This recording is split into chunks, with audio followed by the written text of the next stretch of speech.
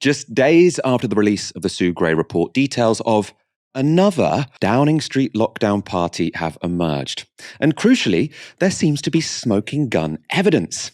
The Sunday Times report that messages sent by the Prime Minister's wife on June the 19th, 2020, appeared to show that she was in the flat with several friends on the evening of her husband's 56th birthday. They also suggest that the Prime Minister went up to the flat at a time when events of 2 or more people indoors were banned, except for work purposes. That sounds like a rule breach, and it took place on the only day for which Boris Johnson has received a fixed penalty notice. That fine was for the birthday gathering in the cabinet room, for which both Johnson and Rishi Sunak were fined. But he was helped by the fact that photos published in the Sue Gray report make it look really quite miserable. And it's difficult to resent someone whose birthday involves, all those packaged sandwiches. That was earlier in the day, though. So as to what happened later, what we're learning about now, the Sunday Times report, the messages flagged up to case, that's the top civil servant, show that at 6:15 p.m, a Downing Street aide told the Prime Minister's wife that her husband was on his way up to the flat. She replied that she was already there and suggested that she was with an unspecified number of male friends. Now, Harry York was one of the authors of that piece, and he raised a lot of interest by tweeting this about the Carrie Johnson texts. So he says, she used a very specific term to refer to the friends. Obviously, this got everyone wondering what the specific term was. The Sunday Times wouldn't print it, but a clue can be found in a Dan Hodges piece from back in February. In an article about Carrie Johnson, he wrote then, one Downing Street staffer told me, quote, she'd say, I'm with the gays up in the flat. Can you come up? It was meant as an affectionate nickname, but I'm told it made a number of aides uncomfortable. So the gays in question are thought to be 2 high-level advisors who were also Carrie Johnson's friends. Moya, could Carrie Johnson's party with the gays be the most damaging one yet? Who among us has not had a fabulous party with the gays that we've then agreed never to speak of afterwards? Yeah, to be honest, I don't want my related text messages, please do not go public. But... I'm going to make sure I see you like Wagatha Christie just so that we can get those WhatsApp chats out there. I don't think this will be the most damaging party yet, simply because of fatigue. And this may be an unpopular thing to say. I think people are becoming fatigued with this story because it goes on and on and on. There was a report on Sky last week that I watched where they went to Tiverton, where a by-election is currently taking place, and asked them about Partygate. And everyone said, oh, there's a war on, there's this on, there's that on. We don't care about Partygate anymore. And that is the thing with these stories and the problem with modern attention spans in particular. When they run on, you stop caring.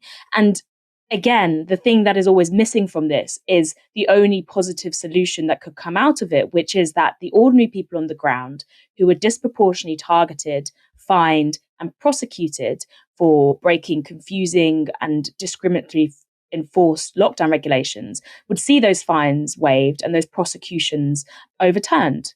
But that does not seem to be on the agenda. And instead, we're focusing once more on the details of specific parties, which makes people tired and loses where the real focus should be on these stories and the ordinary people who are disproportionately affected by these regulations. So I don't think it will be damaging to Boris, but I think we should take a moment again to remember the damage that has already been done to thousands of people for doing much less than he did.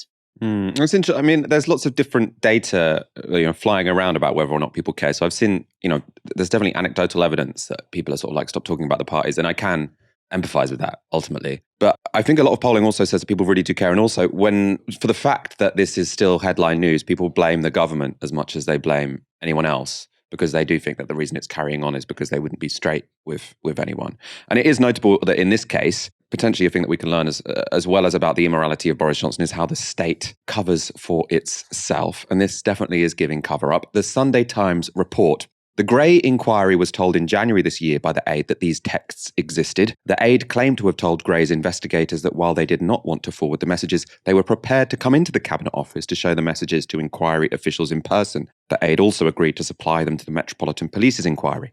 However, the aide claimed that Gray's investigation team failed to follow up on the offer. 2 weeks ago, once the Met inquiry had finished, the aide renewed the offer to the Gray team, but this went unheeded. The Sue Gray report was supposed to put all the facts on the table to I suppose, end the story. People can sort of read the facts and make their judgment. The police investigation was supposed to do the same. It does seem like all the facts are still not on the table, are they? I don't think we'll ever get all the facts on the table. And I think expecting to get all the facts on the table perhaps was optimistic. But it is demoralizing and disappointing having your fears confirmed. And that is what leads to further political disengagement. And when I spoke earlier about fatigue, I don't mean that it won't impact the government, but it'll be a general miasma of fatigue that leads people to disengage from politics more. There's multiple pieces of research and studies that shows that when you have degradation of political office and government, and people don't trust their representatives or the systems that are built to govern the country, they don't get more active. Instead, they get demoralized, which is unfortunately quite natural. You become apathetic. You think, oh, they're all the same, they're this and that. And the news that Sue Gray may have ignored key evidence in this investigation, or may not have just put it all on the table as was promised, is once again going to make people say, is there a cover-up? Is there a conspiracy? And conspiratorial thinking, again, leads to that political disengagement. So it just runs round in these sad circles. And the question I'm interested in is, how can we break people out of that? Is it at community level? Is it getting people, back into politics at grassroots and trying to disengage them from initially the parliamentary machinations, and first of all getting sort of their optimism and hope and their belief in the power of local politics back again before you start tackling these wider systems. But I don't have the answers. It's just disappointing once more. I have to say, I want your thoughts on this. I'm always a little bit suspicious of, people talking about conspiratorial thinking because, sometimes conspiracies are true.